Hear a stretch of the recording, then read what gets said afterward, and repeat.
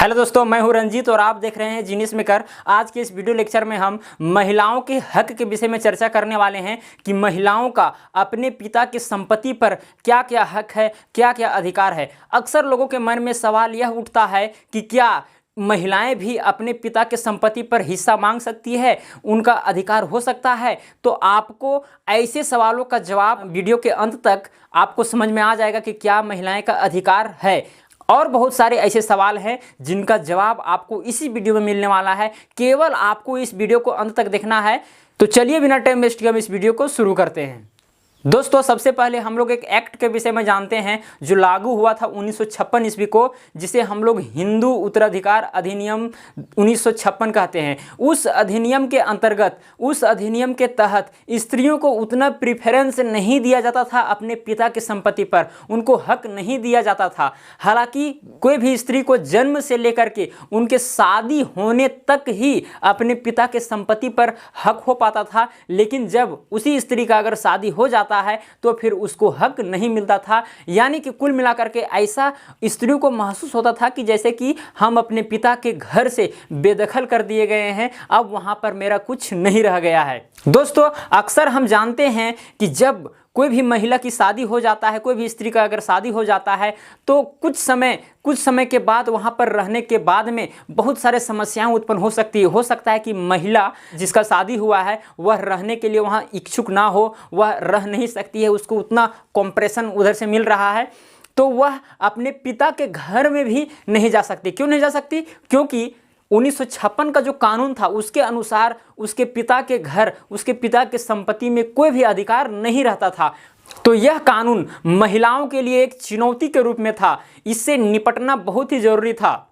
इस कानून का पूरे देश में बहुत जगह विरोध हुआ। महिलाओं ने विशेषकर इसका विरोध किया और बहुत सारे मामले कोर्ट में गए और अंत में कोर्ट को उस एक्ट का संशोधन भी करना पड़ा, जिसे हम लोग हिंदू उत्तराधिकार संशोधित अधिनियम 2005 के नाम से जानते हैं। उस अधिनियम के अनुसार जिस तरह से लड़कों का अधिकार अपने पिता के संपत्ति में है, उसी तरह लड़कियों का भी अधिकार अपने पिता के संपत्ति में होगा, जन्म से लेकर के, चाहे वह संपत्ति पैतृक हो या फिर स्व अर्जित हो।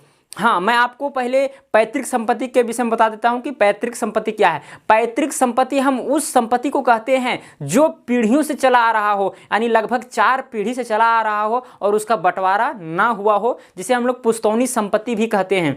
उस संपत्ति में भी महिलाओं का अधिकार है और फिर स्व अर्जित संपत्ति में भी अधिकार है। लेकिन स्व अर्जित संपत्ति चाहे उसके पिता जो है, उस स्त्री का जो पिता है, वह वसीयत के द्वारा अपने बेटे को भी नाम कर सकती है या फिर किसी और को दे सकती है। तो फिर जो स्व अर्जित संपत्ति है उसको हटा दीजिए आप, क्योंकि स्व अर्जित संपत्ति किसी को भी वह पिता दे सकता है, कोई इसमें रोक टोक नहीं है। चाहे वह अपना पुत्र पुत्री को ना दे, किसी दूसरे को तो दे, ये भी हो सकता है। लेकिन जो पैतृक संपत्ति जो है, जो पीढ़ियों से चला आ रहा है, जो पूर्वजों का जो संपत्ति है, तो उसमें जिस तरह से पुरुषों का अधिकार होता है उसी तरह से सेम टू सेम स्त्री का भी अधिकार होता है, चाहे वह उस स्त्री का शादी ही क्यों नहीं हो गया हो।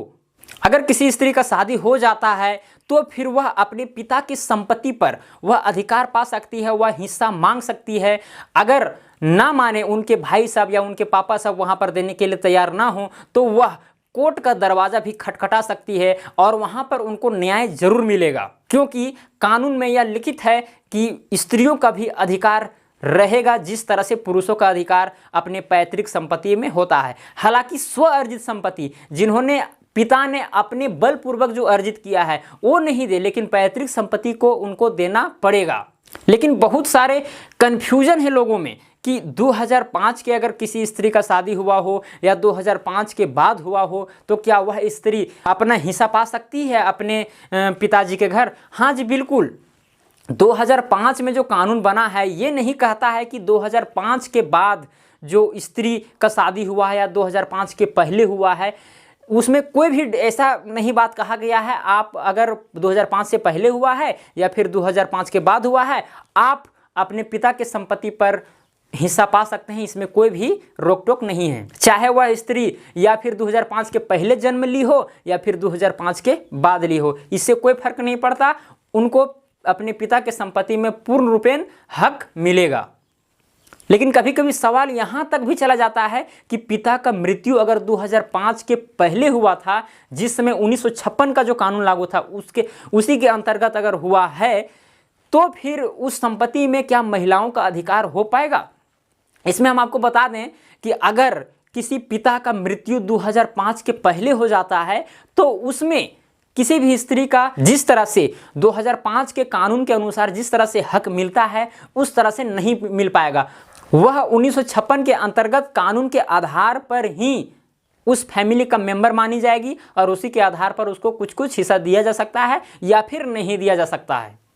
लेकिन आपको क्लियरली बता दें कि अगर 2005 के पहले अगर पिता का मृत्यु हो गया है तो फिर वह स्त्री अपने पिता के घर से वह संपत्ति अर्जित नहीं कर सकती है, उसमें हक नहीं पा सकती है। लेकिन अगर पिता का मृत्यु 2005 के बाद हुआ है और उन्होंने वसीयत नहीं किया है ज़मीन का, तो फिर वह जो स्त्री है वह पुश्तौनी ज़मीन में भी हक पा सकती है और साथ ही साथ स्व अर्जित संपत्ति में भी हक पा सकती है, वह हिस्सा ले सकती है, क्योंकि पिताजी ने वसीयत नहीं करके गया है।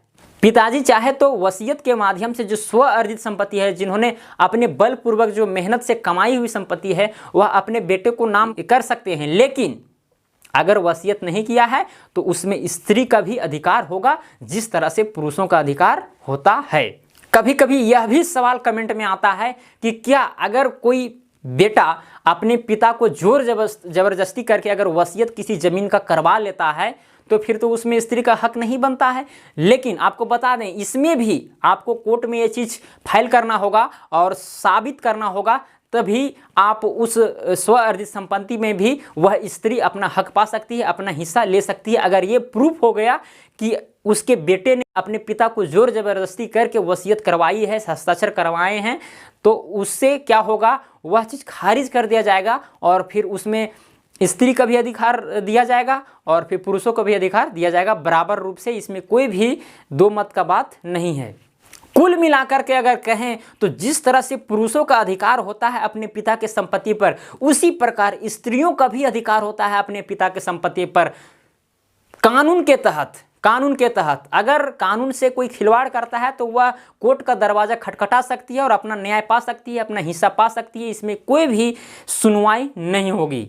लेकिन मेरा एक इंसानियत के नाते मेरा यह कहना होगा कि अगर आप इस मामले को लेकर के कोर्ट में जाते हैं तो बहुत सारे पैसे खर्च होते हैं, बहुत दौड़ना धूपना पड़ता है। तो उससे अच्छा है कि अगर आपको सगे संबंधी में ही अगर ये चीज़ निपट जाए, अगर आपको फैसला मिल जाए, सही रूप से मिल जाए, तो फिर ठीक है। लेकिन अगर नहीं मिलता है, अगर आपके पिताजी के यहाँ के लोग या फिर अपने उसके भाई के लोग अगर नहीं मानते हैं, तभी वह न्यायालय में जाए तो अति उत्तम रहेगा। लेकिन उससे अच्छा है कि पहले ही अपने से वो मामला को निपटवारा कर ले तो अति उत्तम रहेगा। तो मुझे उम्मीद है कि आपको यह वीडियो पसंद आया होगा। अगर पसंद आया होगा तो इस वीडियो को लाइक शेयर जरूर करें और साथ ही साथ अगर आप मेरे चैनल पर नए हैं तो चैनल को सब्सक्राइब और बेल आइकन दबाना ना भूलें। तो चलिए आज के लिए इतना ही, धन्यवाद।